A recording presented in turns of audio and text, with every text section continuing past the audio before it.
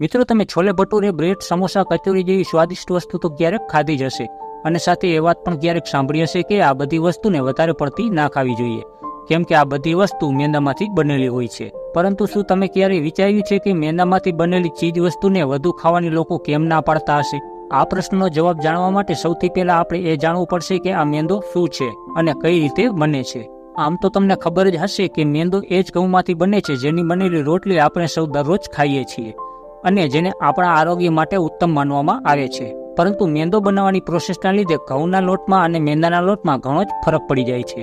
ઘઉંમાંથી મેંદો બનાવવા માટે મેંદા મિલ હોય છે અને મેંદો બનાવવા માટે સૌથી પહેલા ઘઉંને પાણીથી ધોવામાં આવે છે, જેનાથી ઘઉંમાં રહેલો નાનો મોટો કચરો, ધૂળ આ બધું સારી રીતે સાફ થઈ જાય.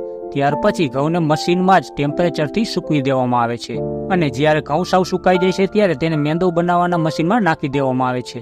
આ મશીન તેની પ્રોસેસથી ઘઉંના ઉપલા પડને ફોલી નાખે છે. આથી ઘઉંમાં ઉપલા પડમાં રહેલા પ્રોટીન અને પોષક તત્વો જ આ પ્રોસેસથી અલગ થઈ જાય છે. હવે ઘઉંના ઉપલા પડને હટાવ્યા પછી ઘઉંના દાણા એકદમ સફેદ થઈ જાય છે અને આ પ્રોસેસથી ઘઉંના દાણા એકદમ નાના નાના કટકા થઈ જાય છે, જેને સૂજી કહેવામાં આવે છે અને ઘણા લોકો તેને રવો પણ કહે છે.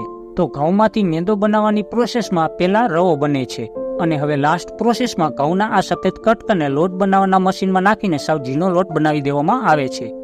એને જ કહેવામાં આવે છે મેંદો. મેંદો બનાવવાની આ પ્રોસેસથી તમને એ તો ખબર પડી જ ગઈ હશે કે ભલે મેંદો ઘઉંમાંથી જ બને છે, પણ આમાં ઘઉંના બધા જ પોષક તત્વો નષ્ટ થઈ જાય છે અને આમાંથી ફાઈબર પણ નીકળી જાય છે. એટલા માટે જ મેંદાની બનેલી વસ્તુ ખાવ તો તે સારી રીતે પચતી નથી અને આંતરડાની અંદર પણ ચોંટી જાય છે. જો તમે પણ મેંદામાંથી બનેલી વસ્તુ વધારે પડતી ખાવ છો તો પેટને લગતી ઘણી બધી બીમારી થઈ શકે છે. આના લીધે મેંદામાંથી બનેલી ચીજ વસ્તુ વધારે પ્રમાણમાં ના ખાવી જોઈએ. તો આ વિડીયો જોઈને તમને ખબર પડી હશે કે ફેક્ટરીમાંથી મેંદો કેવી રીતે બને છે.